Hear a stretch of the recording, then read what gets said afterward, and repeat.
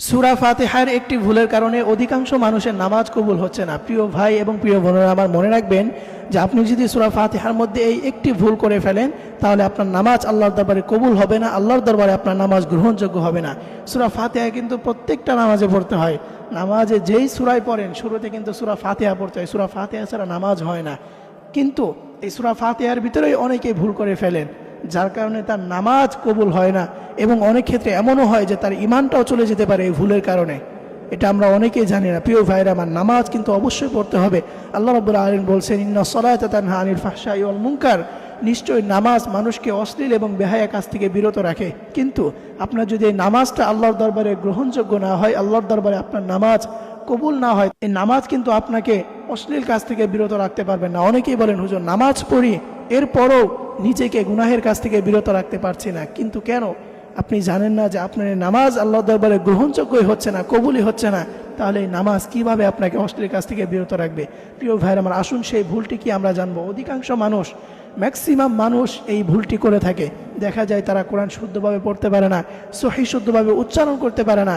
এবং কোরআন হচ্ছে এমন একটা জিনিস, আরবি ভাষা হচ্ছে এমন একটা ভাষা, যে ভাষার মধ্যে আপনি যদি হরফ উচ্চারণের ক্ষেত্রে এদিক সেদিক করে ফেলেন, তাহলে অর্থের মধ্যে অনেকটাই চেঞ্জ চলে আসে, অর্থের মধ্যে অনেক তারতম্য চলে আসে। এবং অনেক ক্ষেত্রে এমনও হয় যে এই অর্থের চেঞ্জের কারণে, অর্থের পরিবর্তনের কারণে আপনার ঈমানটাও চলে যেতে পারে, আপনি যদি এটা জেনে করেন।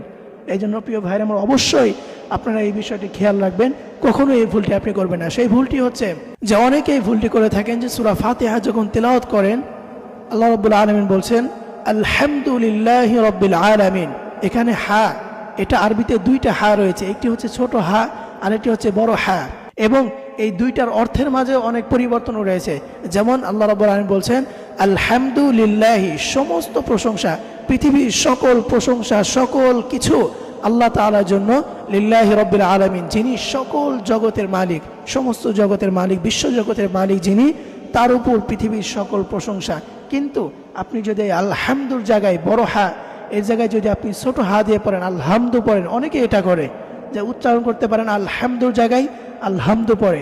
অথচ আপনি যদি আলহামদু পড়েন, তাহলে এটার অর্থ এসে যাবে যে সমস্ত ধ্বংস আল্লাহর জন্য, নাউযুবিল্লাহি মিন যালিক। আমরা অনেকে এটা জানি না, খেয়ালই করি না, এটাতে আমরা কোনো কিছুই মনে করি না। কোরআন শুদ্ধভাবে পড়তে পারে না এবং শেখারও চেষ্টা করে না। আপনি যদি এটি করেন, তাহলে অর্থের মধ্যে অনেক পরিবর্তন এসে যাবে এবং আপনার নামাজ কবুল হবে না, আপনার নামাজ আল্লাহর দরবারে গ্রহণযোগ্য হবে না। এবং আপনি যদি এটি জেনে বুঝে করেন এবং আপনার সামর্থ্য আছে, আপনি কোরআন সহিভাবে শিখতে পারেন, আপনার গাফলতি হয় যে আপনি কোরআন সহিভাবে শিখেন না, তাহলে এই আপনার গাফলতির কারণে কিন্তু আপনার ঈমানও চলে যেতে পারে। এই জন্য প্রিয় ভাইরা আমার, অবশ্যই